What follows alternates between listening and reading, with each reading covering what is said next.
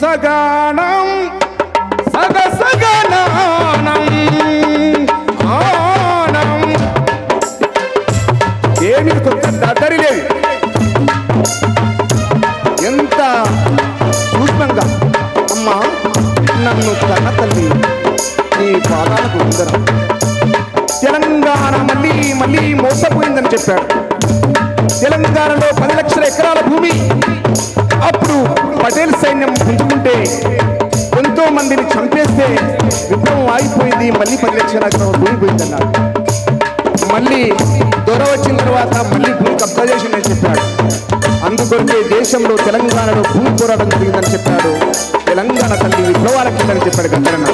గద్దరన్నకు మనం ఒకసారి జోహార్ చేస్తూ జోహార్ గద్దరన్న.